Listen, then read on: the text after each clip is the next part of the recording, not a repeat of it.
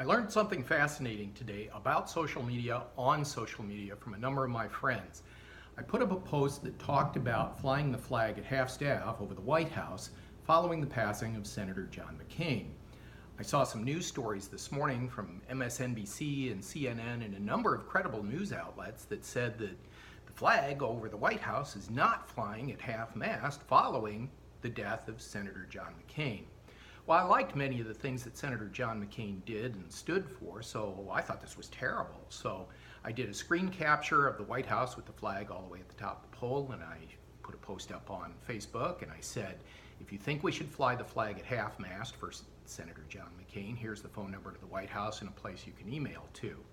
Well, as it turns out, what wound up happening is that I discovered that while the news media shared these images of the White House with the flag all the way up on the flagpole, not at half-mast, that in fact the reality is this. And I want to thank my friend Ari Love for sharing this in this post on Facebook. So let me read to you what we're supposed to do with the flag following the death of someone like a senator.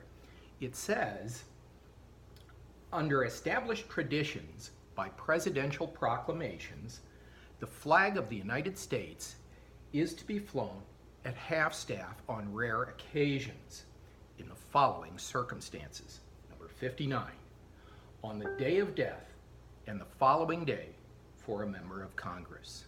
Well, as it turns out, while MSNBC and CNN and a number of media outlets chose to share this live image of the White House with the flag all the way at the top, apparently, if I had paid more attention in my civics class, I would have known that that's absolutely protocol. There's nothing wrong with it. It's just fine. Now again, I was a senator of John McCain. He was a naval aviator. I stood in his cell in the Hanoi Hilton in Vietnam when I traveled to Vietnam quite a number of years ago. So I have a particular appreciation for what he went through as a PFW. And as you guys know, as an aviation writer, I'm going to be a big fan of anybody who's a naval aviator. So I sort of had a special emotional attachment, if you will, to the passing of Senator John McCain, and I think it's a tremendous loss.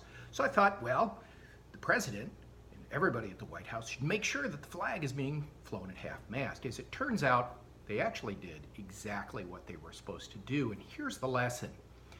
I initially was somewhat inflamed by seeing these news reports, or so-called news reports, and I don't know if the people who posted those in the newsrooms were aware that the White House was in strict and verbatim compliance with the conventions for flying the flag following the death of a congressman. I suspect they may not have been. If they were, then there may be some subversive or inflammatory element to their decision to run those, because in fact, the flag flying at the top of the pole over the White House today is not news, nor is it any kind of a real event. But what is news is that oftentimes in our society, and I'm absolutely guilty of this today, is that we'll look at something on social media, we'll see it, and we'll immediately react to it. Now, luckily, I have good friends like Ari Love, so thank you very much, Ari, for posting this, who in my thread on Facebook said, you're actually not supposed to fly the flag for an entire week after a senator dies, and I appreciate that. My point is that I think it's important to look well beyond the headlines and in fact well beyond the paragraphs within a news media story today, because media has become increasingly inflammatory, and we see that in social media and we see it in network news broadcasting. I fell victim to it today, and I suspect it hasn't been the first time, and unfortunately it probably won't be the last time. But one thing I do promise to do is look a little farther past the headlines.